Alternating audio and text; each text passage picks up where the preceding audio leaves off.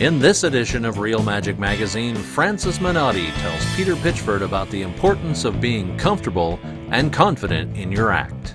I think one of the most memorable moments I ever had, which was a moment that made me realize that I'm comfortable with where I am and who I am as a performer at this point, was a few years ago at Monday Night Magic in New York.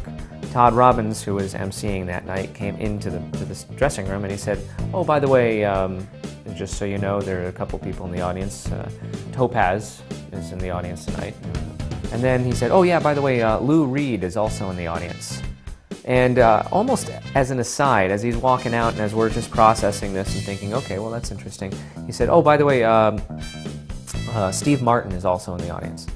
And so it was this strange trifecta. I mean, Topaz, you know, the magician that I was revering and saying was a great magician, and then you know, Lou Reed, like, oh wow, that takes it up a notch, and then Steve Martin, for whom I've had absolute utmost respect, one of my favorite entertainers for years, for most of my life. And it was funny because at that moment I said, okay, am I nervous? I really had to sit down and kind of just go into myself, whatever that means. I was just thinking, oh my God, am I nervous? And I realized after thinking about it, no, I'm not nervous.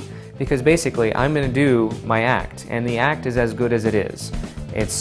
I'm going to do it, I'm going to get out there, I'm going to do it, and whether or not he or those people like it is irrelevant. They'll either like it or they won't, but it's not going to be the fault of the act. The act's going to be good because I'm going to do it and do it well, and after that, it's just going to be a matter of their opinion. And we have a new column in this issue, Stronger Magic, with Tyler Erickson. The first thing that we're going to talk about is the concept of wand cover. Very, very simple concept. The idea is whenever you have something hidden in your hand, you will hold something else at the same time. So the audience is aware of the thing you are holding, but not the thing that you are concealing. So worry less about where the palmed object is and more about, are you holding on to something? Because the truth of it is, as soon as you lose your wand cover, the hand that has something will never look as good as the hand that has nothing. If you're trying to portray your hand as empty, it becomes much, much easier to do so in a convincing fashion as long as you have something in your hand. Also in issue 40, Kainoa Harbottle discusses the growth of magical thought. Christian Painter tears up some cards to good effect. Bill Wish shares Slidini's open and shut vanish. And Doc and Cosmo discuss finding the little bits of gold that add humor to your act. Yeah, I used to have this thing at the tower, you know. I always had a backup bartender work with me, you know, and I'm doing the thing, suddenly somebody would say something, and it's like, oh boy, the whole crowd went nuts. They go, write that down, will you? You know, everybody laughed, just like you laughed.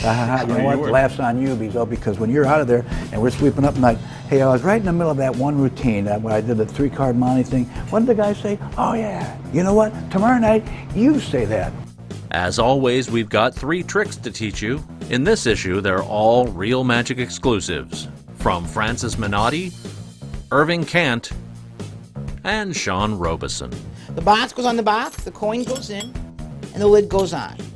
So now again, all I do is push, and the coin falls through the box and through the box. All this and much, much more. It's Real Magic Magazine. Television for magicians.